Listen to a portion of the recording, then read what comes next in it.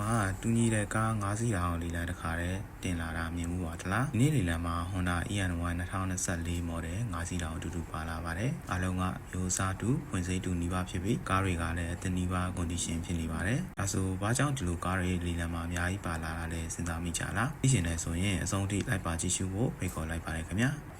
DLR Fleet Company ရထံတချို့ company တွေက electric ကားကို fleet အနေနဲ့ဝယ်ပြီးနောက်ပိုင်း resale လုပ်ဖို့လီလန်ကိုတခါတည်းပို့တတ်ပါတယ်။နှစ် promotion က test drive ကား show တွေက customer တွေစမ်းမောင်းနိုင်မှုအတွက်ကားတွေကိုအသုံးပြုပြီးကီလိုနည်းနည်းတက်လာတဲ့အခါအသင့်မဟုတ်တော့တဲ့အတွက် showroom ကလီလန်နဲ့ပို့ပြီးလီလန်တင်တက်ကြပါတယ်။3 stock clearance if market ပြိုင်ဆိုင်မှုများလာတဲ့အတွက် DLR တွေက stock short ကိုလီလန်နဲ့ထည့်တက်ပါတယ်။အခု Honda EN1 brand new price ဆိုရင်ထိုင်းမှာခန့်မှန်းခြေ 1.2 million ဘတ်လောက်ရှိပါတယ်။ဒါပေမဲ့ second hand market price ကြတော့ပုံမှန်အားဖြင့်ဘတ်9သိန်းဝန်းကျင်လောက်ရှိပါတယ်။လီလန်ထဲမှာဆိုရင်တော့ဘတ်8သိန်းခွဲဝန်းကျင်နဲ့တောင်ရနိုင်ပါတယ်။ဒါကြောင့်လီလန်ကားတွေကိုတခြားရွေးတက်ရင် market price တက်တောင်စီသက်တာတဲ့ကားကောင်းတွေရနိုင်ပါတယ်။နောက်ထပ်လီလန်နဲ့ပတ်သက်တဲ့စိတ်ဝင်စားစရာကောင်းတဲ့အကြောင်းတွေကို Xiao H Auto YouTube channel Facebook page TikTok account တွေမှာဆက်လက်တင်ပေးသွားမှာဖြစ်လို့ like follow and subscribe လုပ်ထားပေးဖို့တောင်းဆိုပါရစေခင်ဗျာ